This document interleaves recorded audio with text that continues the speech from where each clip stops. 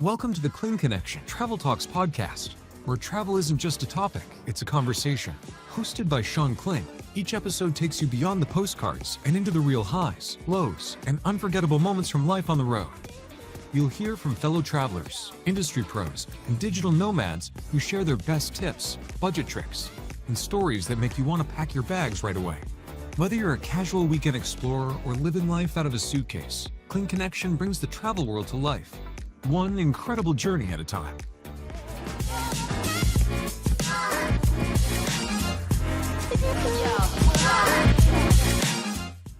Hey, Kling Connection fam. Welcome back to another great travel episode. Today, I have an amazing guest. Her name is Kim Depole, and she is a world traveler, interior designer, and a person on a mission to educate the world. So without further ado, Kim, welcome to the show. Wonderful. Such a pleasure to be here. Thank you. Thank you for having me. So, Kim, we were talking a little bit before the show, and you're up in New York. I'm a Philly guy, and you were telling me it's a little warm in New York today. Yeah, it's the apple is cooking today. One day it's 60 degrees, and the next day it's back to 80. So it's that time of year. Yeah, it is. We're in Florida, so it's 90 degrees here all the time. Enough bragging there, Mister. No, I've heard enough of that because winter is a coming. So, Kim, welcome to the show. You want to tell us a little bit about yourself and a little bit about your early life, and we could get into the meat and potatoes after that. Well, I am a interior designer artist. Been one, since I popped out over there, and I feel very strongly in the last few years with having a platform about sharing my passion for meditation. It's actually something I've been doing. I did even as a small child. I'm one of six, and I spent a good deal of my childhood up one of the apple trees that my father had planted, 3 in the backyard. And I realized that all that time they would say, "Where's Kim?" "Oh, she's in the tree." I realized I had been meditating, probably since the age of 6, in a quiet place, to center myself, to dream and to restore my whole sense of being. Well, I mean, Kim, like I said, we were talking before the show, and there's so much here to unpack with you. You've done so many great things in your life. And I think one of the first things I wanted to ask you about was you were telling me a little bit about you were in India. Can we talk a little bit about India, how that trip came to fruition, and what's India like? And well, actually, I've been to India about 5 times, and I hadn't been for a really extensive period of time. And the reason I went there was my older sister was there, and she needed someone to bring her back home. She had been there for a few months before. So I dedicated a full month before I went to see her to just travel on my own. And I had the mission to go to this place called OPRAH, which is really this incredible divine experience or experiment from, I believe it was 1968. They literally have this urn where 121 countries put a handful of their soil in it. And it's this incredible idealized community. It's not based on a religion, but it is based on meditation and a shared experience. I was so curious to go to this magnificent place, which is just south of Chennai, which is in the south, which was called Madras before. And I had this extraordinary experience. If you look it up, it's called the Matre Mandir, and it's this literal gold disc geodesic dome that was just an extraordinary experience to go within and meditate with a group of, strangers of, the same people that had that feeling of wanting that experience. So it was extraordinary, and it was an amazing trip. So I know my fans are going to ask this. What's the flight like? I mean, did you fly out of New York to go to India? Oh, the flight is pure hell. No two ways about it, unless you have one of those wonderful like sofa, experiences where you get to, lay supine. It was, yeah, and then I was so crazy when I bought my ticket, full disclosure. I'm sitting at JFK waiting for the flight, and this gentleman's going on and on about Italy. And I'm thinking, why is he sitting next to me? He goes, well, you realize we're stopping in Milan, and then you go to Dubai, and then you go. And then Oh, I wow. was like, oh my God, I didn't know I'm stopping in Milan. So I didn't mind. I went out and had a great cup of coffee at like, what was it, 4 in the morning? But I think when you travel, you just have to be open. You just got to let it go. You just have to kind of release and try and make yourself as comfortable as you conceivably be. So, Now, how long total is the flight from New York? Like, like if you had all your time in the air, how long is it from, say, New York? You said you went Milan, Dubai, and then Dubai to oh, that flight was a hellish, I mean, my God, that from doorstep to doorstep was 20 hours, but that was insane because of the stops. But I think you can go for as little as like 12 hours or something like that. If you, I don't know that it goes direct. I haven't been flying to India that frequently in the last like decade. So, but I mean, the hardest flight for me was when I went to Bali. That was 20 plus hours. That was a rough flight. But wow. yeah, I mean, why are you going there? I mean, it's just that transition of that experience till you arrive. I mean, to arrive in Bali was like arriving in heaven. It was just the most beautiful, gorgeous place I have ever been. I've seen pictures of Bali. I've never been there, but from what I see, it's just absolutely one of the most gorgeous countries in the world. Oh, it's stunning. And then what interests me as an artist designer is everything that's visual, the culture, all the different aspects. And what I like to do when I travel is take courses when I'm there. I took a cooking class when I was in Bali, and it was so revealing of the culture because when they eat alone, and they have one bowl, and then they eat with their hands. And then I learned that when you eat with your hands, it aids in your digestion. I mean, there were all these like levels of experience. And then we went to the market to select the food for that day. And I think I passed out because I'm a vegetarian, and they they went to the meat section, and I think I almost passed out. But, there are lots of beautiful fruit and vegetables there, so I was happy. So when you land in India, when you go to India, what's the first thing that you did when you went this most recent time? Like, where did you head off to? Well, I was in Chennai, and I had a recommendation for a really nice, very comfortable hotel. And I actually was there because there's a wonderful she's actually a living saint. Her name is Amma, and she was on a tour of South India. So I intentionally went to Chennai, to that place, so I could, be in her presence. And there's something called darshan, which is a blessing. But I have to say, full confession, I was not acclimated to the amount of heat and humanity. So I had to kind of enter very slowly, because that's the thing too. I mean, I live in New York City, right? It's not exactly, small town America. But when you go to India, the number of motorcycles and this happening, it's overwhelming. So I think my advice to everyone, especially traveling to a country like that, is just have a lot of grace for yourself and give yourself time. Don't just like jump in there. So I started with, asking at the front desk what temples I could go to, and so I just slowly entered into the culture in that way. Yeah, it's completely different because now does everybody speak English there, or is there a language barrier that you Oh, there's found? Or no issue with language. Everybody speaks English here. But now, I mean, think about it. You have Google Translate.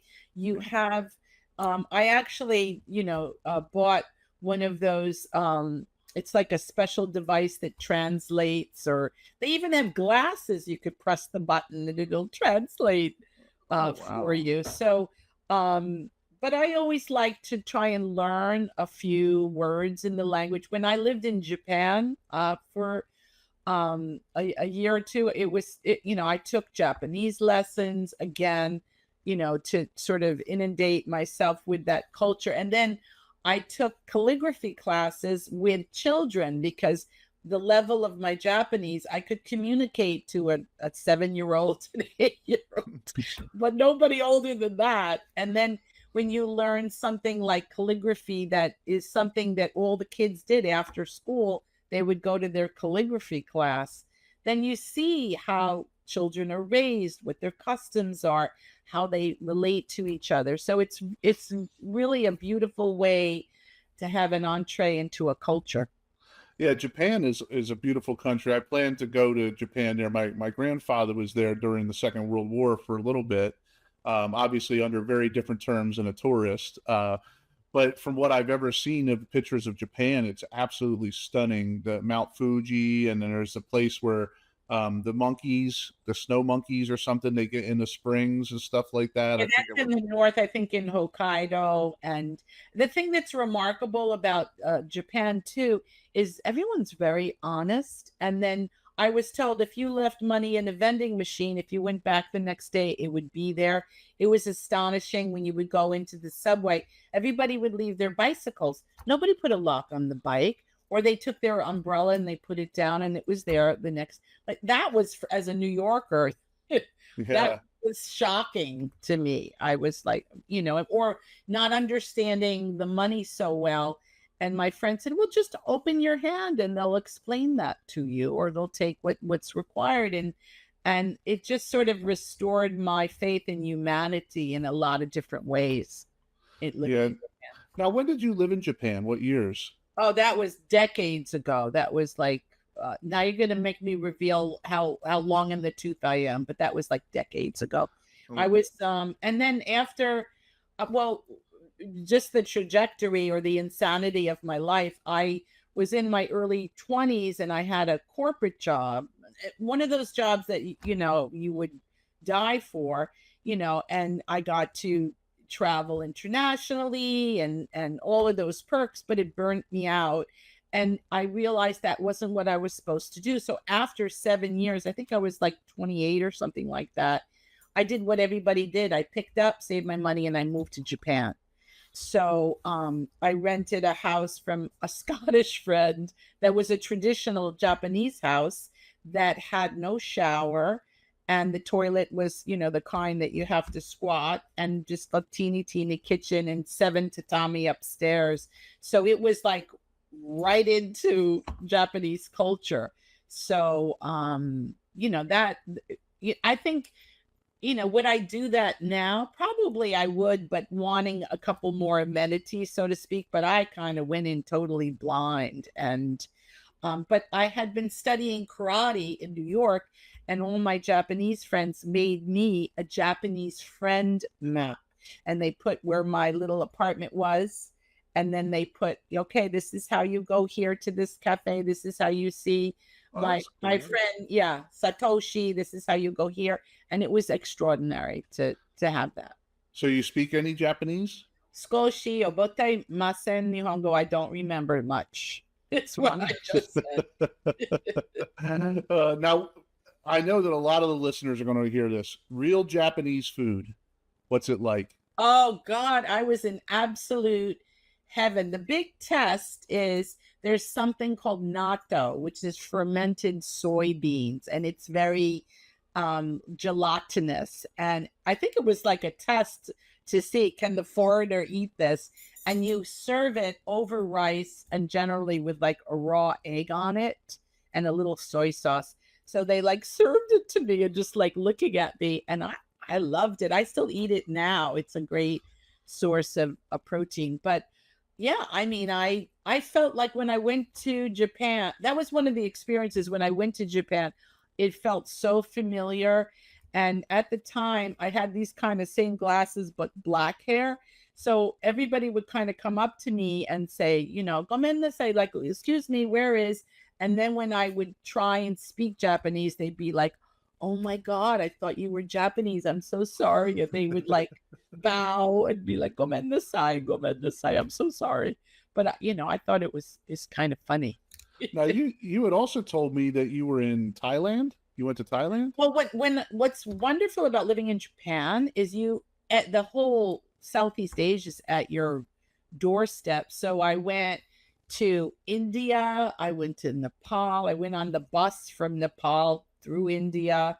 I took a trip to Burma, and Burma, where you can't travel now. At that time, I had some of your older listeners, the Lonely Planet books. I don't even know if they make them anymore, but it was so fascinating because you would follow this guide and you would see all the same people. What chapter are you in? And then in the guide, it said, if you're coming from Japan, you buy a bottle of Johnny Walker Black. I don't really drink, so I didn't even know what it was, and a pack of cigarettes called Nano. And then you go in and you change them in the black market.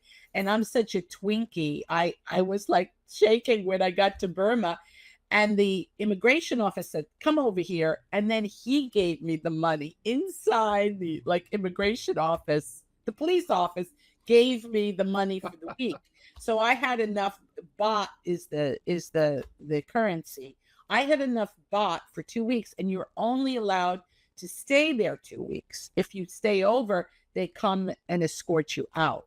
So it was just the most fascinating place. And there's a beautiful city called Pagan, and it's full of stupas, which are the symbol of Buddha with the begging bowl and the staff. And it's just an exquisite experience it was. And familiar. When I went there, the minute I was there, I just felt like I was home. So there was a lot of that kind of experience that I would encourage your listeners to invite them to be open to that and see how you feel when you go to another country. So what other countries did you go to when you were in Japan? I can imagine the Philippines isn't that far, and like you said, Thailand. Unfortunately, I didn't go to the Philippines, but I did go to Thailand from the very north to Chiang Mai, Chiang Rai, and where they were growing opium, and you would go to these villages and it was full of children because the parents were harvesting opium.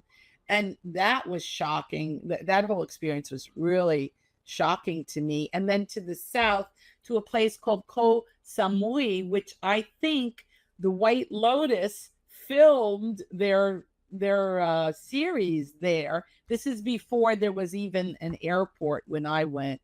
And you stay in these places for I don't know, $5. It was craziness of, again, the Lonely Planet guide, and there you would see all the same people, and you would invariably meet Australians because they always do the world tour, or people from New Zealand. And it was incredible. It was an incredible time. Now, I also got a little information from you that you lived in London for a while. Yeah, when I finished university, when I finished going to school at Parsons, I moved to London, and because I had always wanted to travel, so I wanted to go meet my family in Italy. I'm first generation Italian, and so I was living in London, and my intention there was maybe to go to school at Royal College of Art, but I wound up being a barmaid in the pub, in an Irish pub of all places. And they'd, come all the way around to hear the New Yorker talk. So I taught them how to say, "Give me a cup of coffee with 2 sugars." And it was too much fun to proper Brits, and I'm like, "Come on, let me hear it. Let me hear it." So, and then I went, I don't know how I did it. I took a train from London through Paris. That was my first solo adventure. And then through Dieppe, which is actually, as I found out, that was the port that my grandfather had traveled from Italy. His first stop was Dieppe, and it was very unusual to go from that port to go to Italy.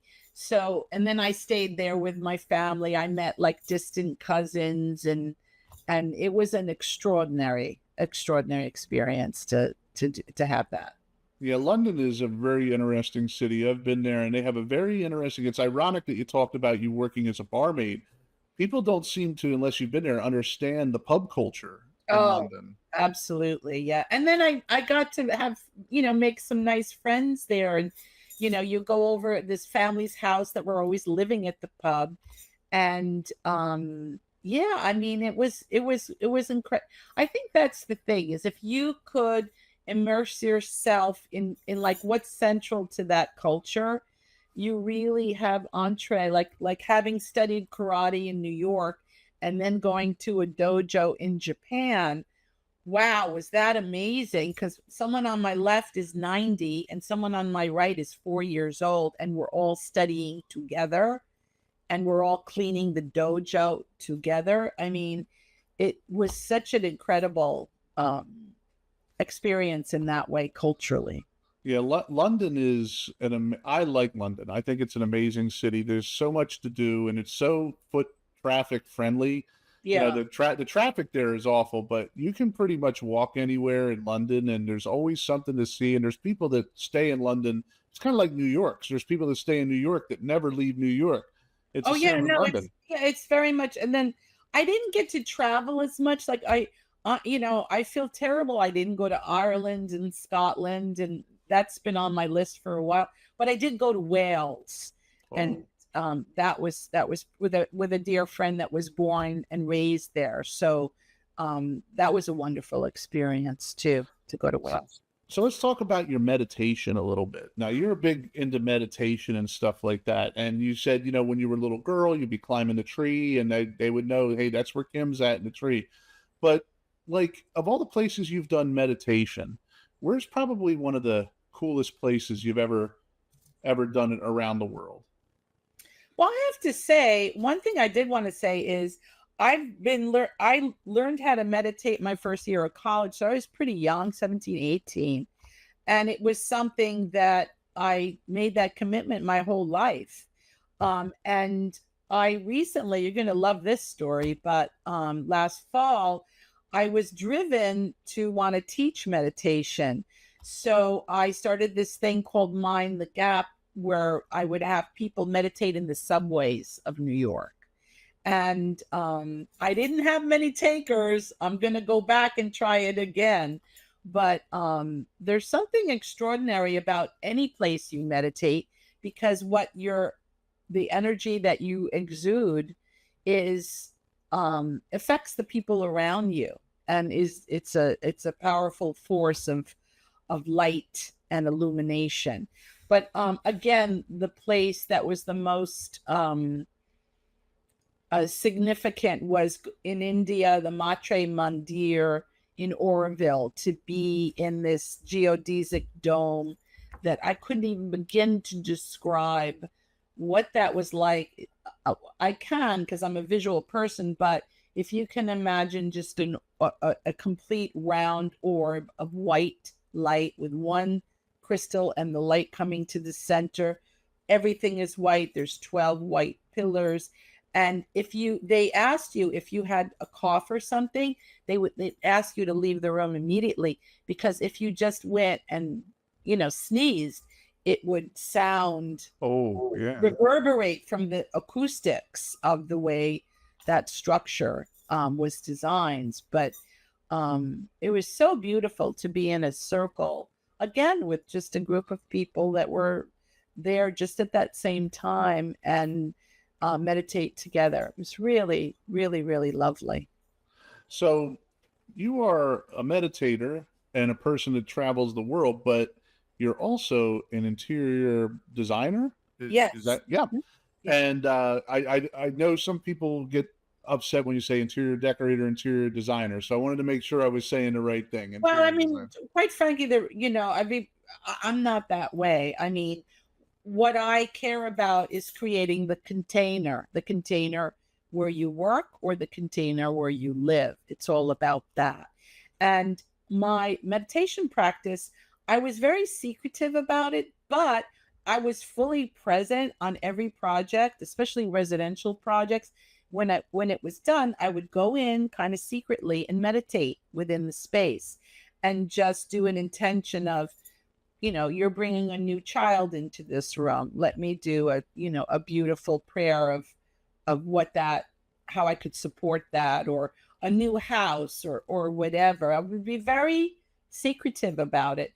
And now, I don't feel that way. I feel that it's important to be very intentional about what you want to share and why and how it's important. Also, when I look in social media, and most places, everything looks the same. Everything was gray for a while with no color, no expression. And I just would like to give everybody the permission slip to express themselves artistically. And what's the best place to do that? Within your home.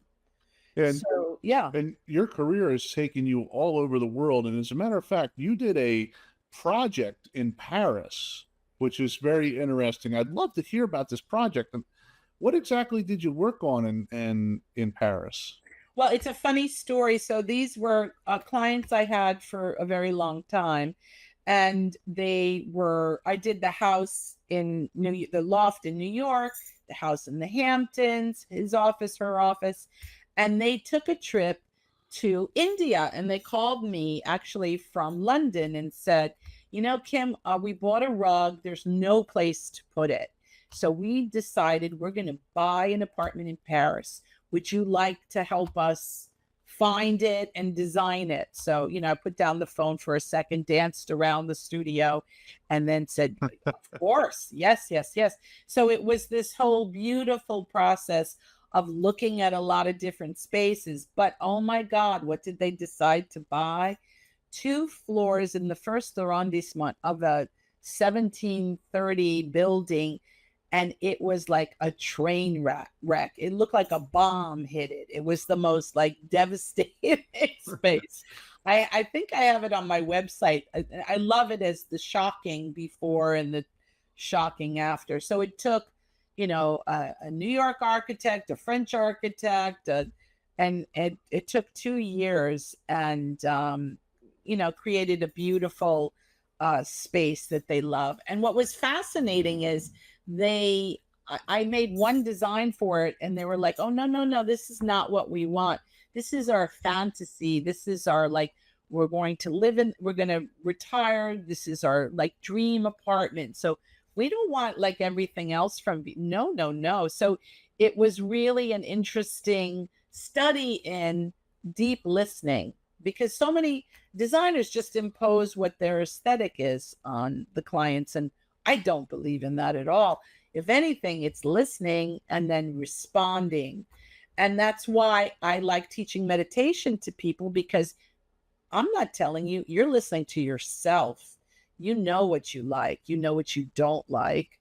And also, you don't need to be having everybody's opinion.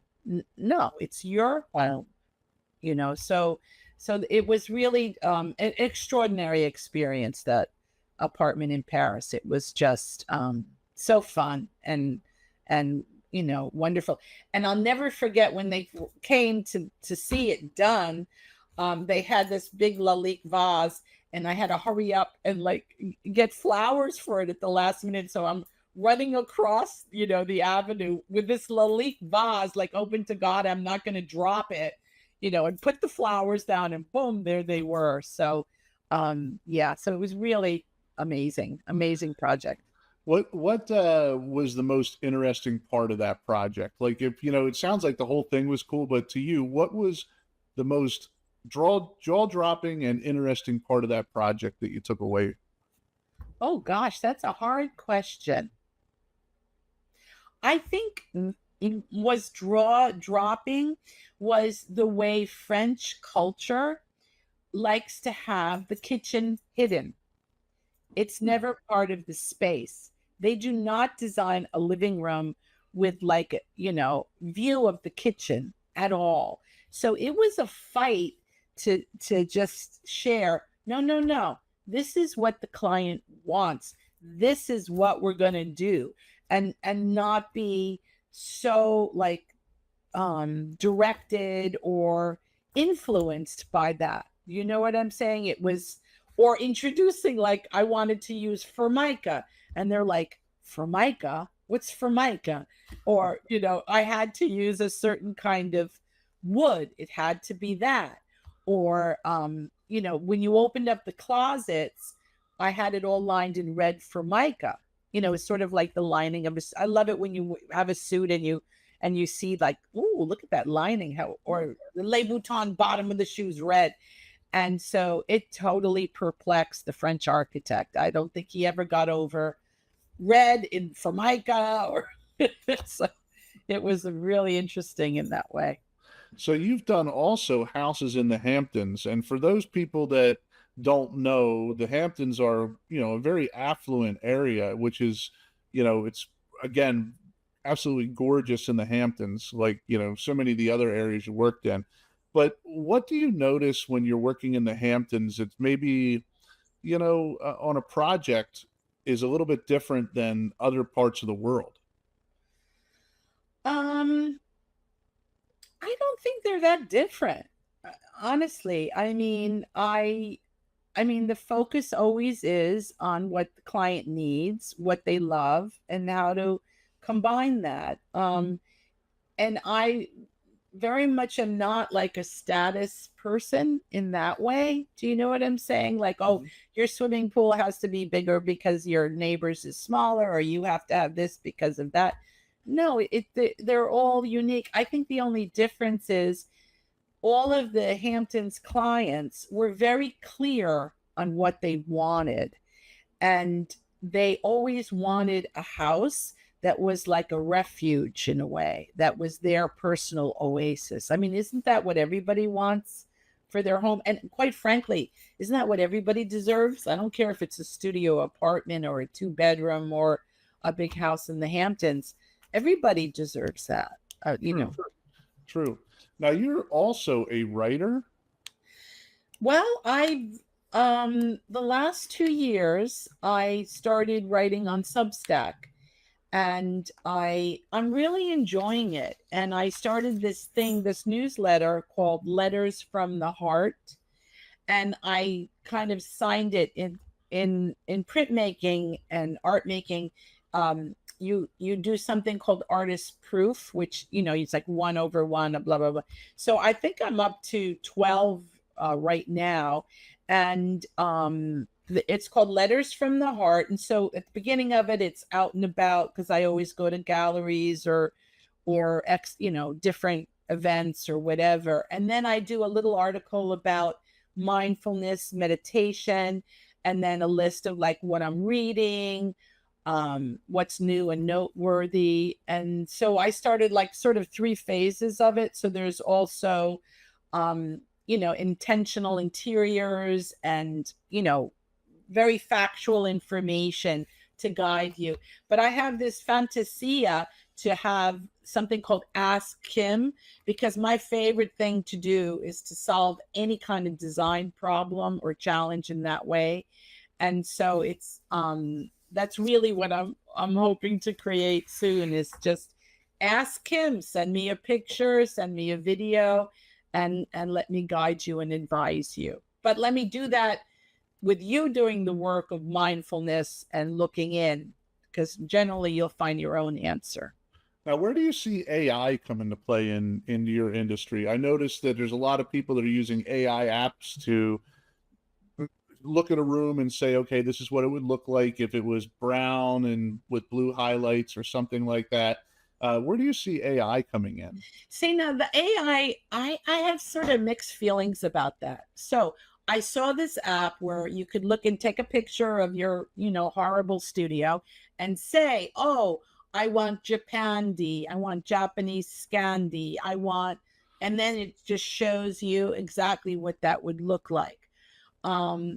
Again, is that something that you want? Is that an expression of you?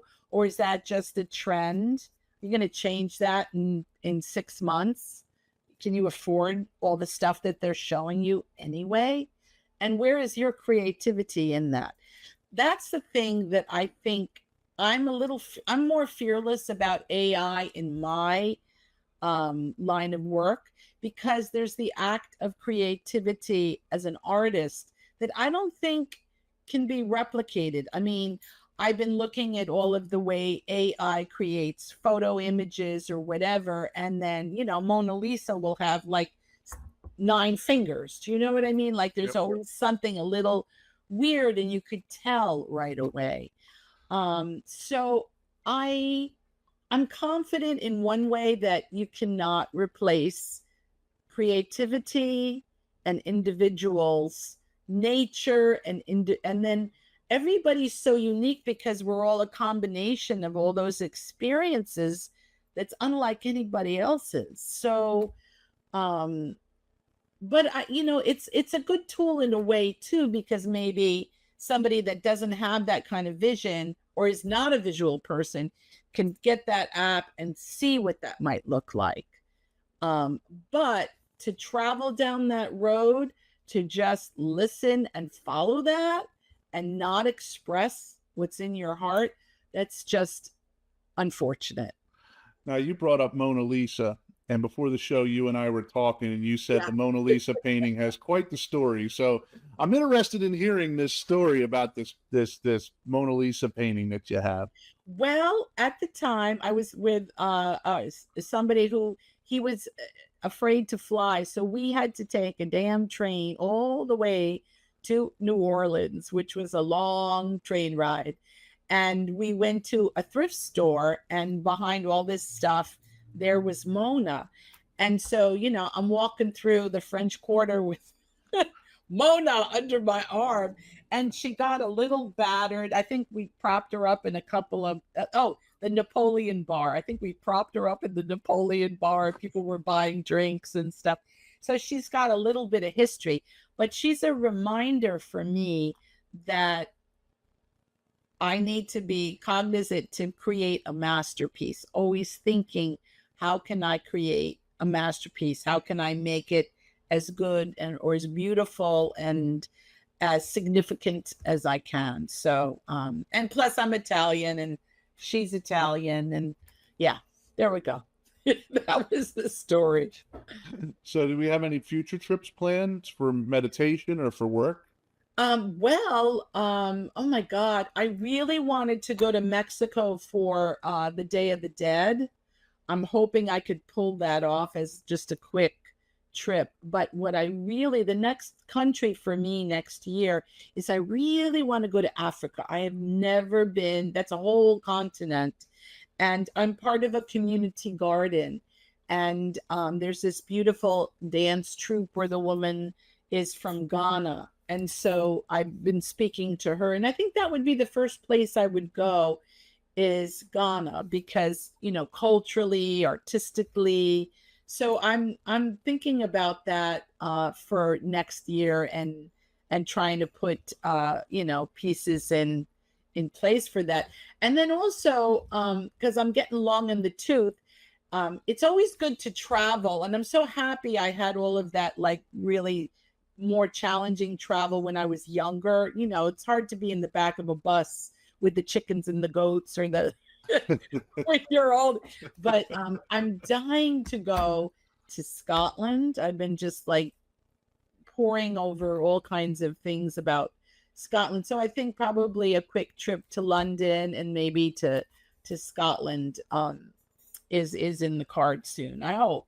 I'm working on it. I would love to go to Scotland. I am a huge history geek, so I'd love to check out the castles and the old forts that they have there, and the museums. And when I was in London, there was just so much to see that, history wise, and well, anywhere I go in the world. We were just in Rome not that long ago, and history there was I could have spent 2 months in Rome. I absolutely loved Italy. Yeah, isn't it? Yeah, I was in Italy for a month in 2023, and I went to Sicily for the first time. I had never been to Sicily before, and what an extraordinary place that is. I mean, and I love it because everyone eats all the time. Mhm. Morning, noon, and night, and you order one drink and you get like your table covered with appetizers. There's no way you could even eat a meal, and everybody was just so loving and welcoming, and yeah, it was an extraordinary place. The Amalfi Coast is probably one of the most beautiful things I've ever seen. Yeah. I absolutely loved it. I What absolutely was loved your it. favorite place in Rome too? I mean, I adore Rome. What was your favorite place or area in Rome? So we stayed not too far from the Colosseum. So, that area was nice. And what I liked about that was that now not so much the panhandlers, because there's a lot of panhandlers trying to push bottles of water on you. That kind of drove me nuts. But, speaking in a positive light, there was a park right by where we stayed. And my wife and I went out and every morning we would have coffee on the sidewalk, and I would get like a little, a pastry, and we'd have like coffee. And coffee over there is a little bit different. It's smaller. It doesn't come in the big, gallon cups like we drink it now. And I'll tell you what, I looked at her and I looked at the city and I said, yep, I'm in Europe now. This is amazing. And that was my favorite area. We went to the Vatican as well. We walked around by the Vatican, got some great pictures. Of course, that was just this year. So they obviously had a new pope now, and they had also have the Jubilee, they call it over there. Oh, right, when they had all the young people. Was that when they had all the young people for the Jubilee, or what was that? There was so many people there. Yes, there was a lot of youth there. The lines were, I mean, I didn't go in the Vatican because the lines were too long. Yeah. But it was, if you want to feel Europe and if you want to feel history, Italy is, I mean, I'm walking around and all I'm doing is thinking about the Roman Empire the whole time I'm there. How could you not? It's just whatever's left. it's all there.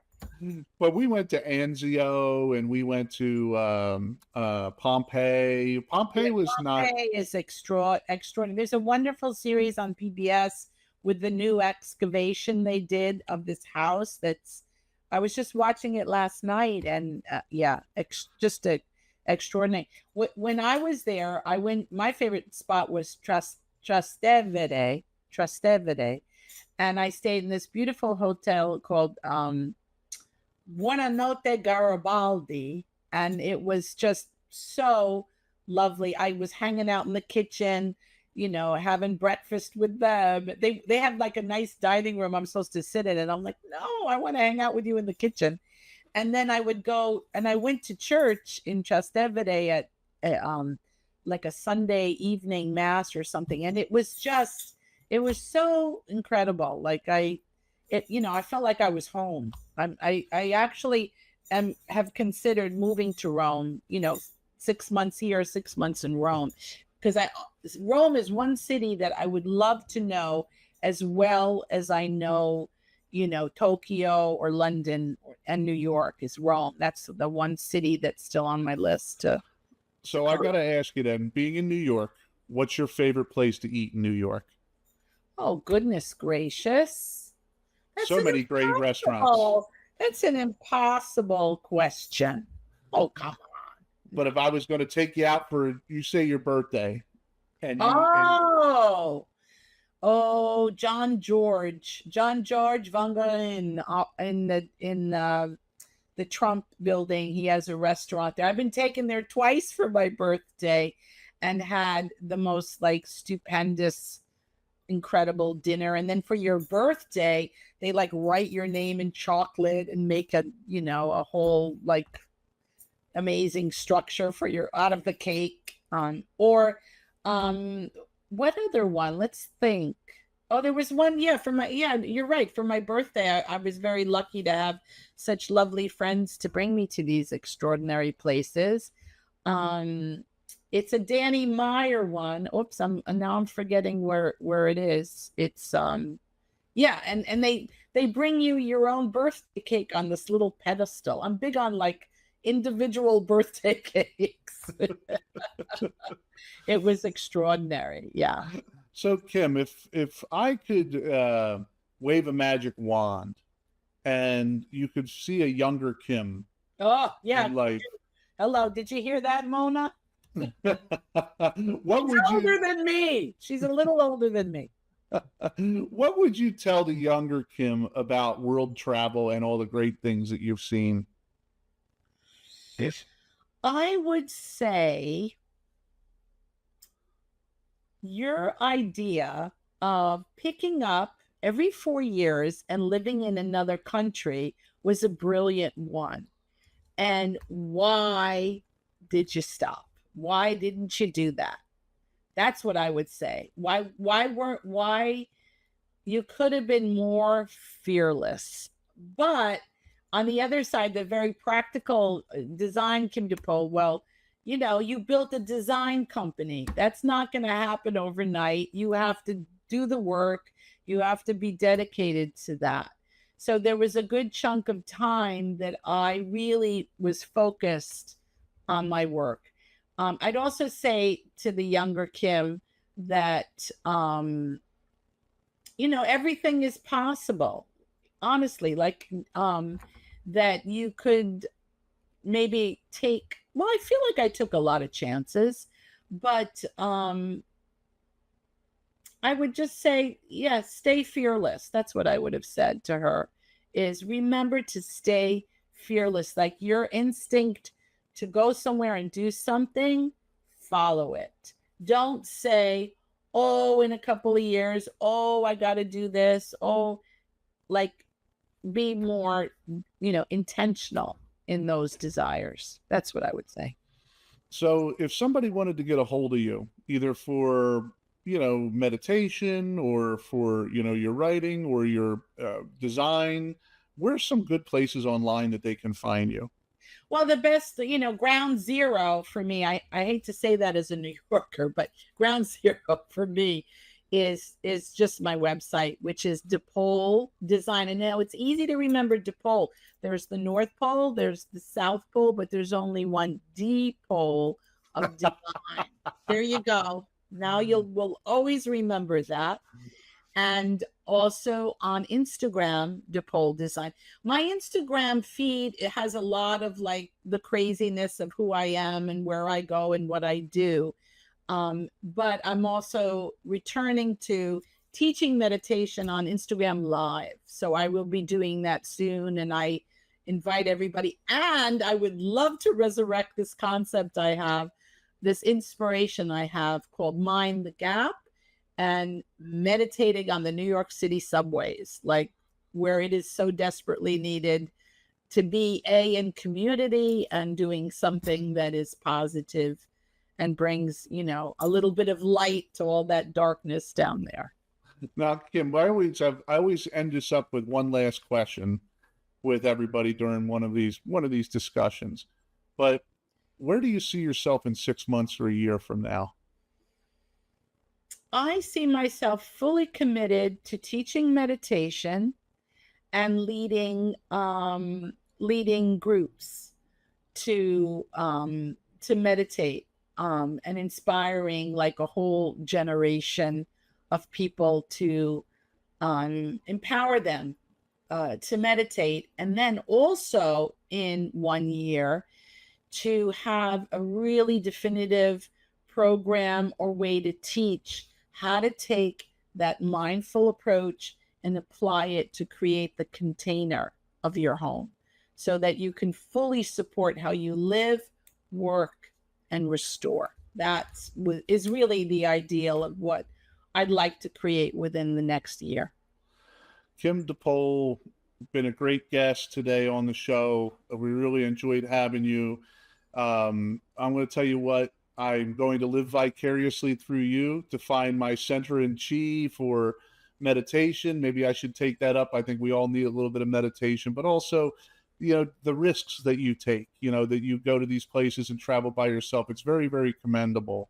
And, really like to thank you for having you today on our show. It was wonderful. Thank you so much. It was to just relive all those beautiful memories of all the trips. And I think I remember at a very young age that the most interesting people I would ever meet were the ones that were the travelers, always. And I think that planted a seed in this little head that was like, get on that plane and be fearless and go and experience the world. Because the more you travel, the more everyone is the same. There you have it, folks. From a world wanderlust, somebody that's experienced not only Western culture, but Asian subcontinent culture and island culture and everything else in between. Kim Depole, great having you today. And if you guys like what you saw, make sure to like, share, and subscribe, and click that notification bell below. We're also on Instagram, Facebook. We're also on Rumble. And you can listen to this podcast on Spotify, Apple, and Amazon, as well as iHeartRadio. And you can find our clips on TikTok and LinkedIn. So until next time, have fun storming the castle.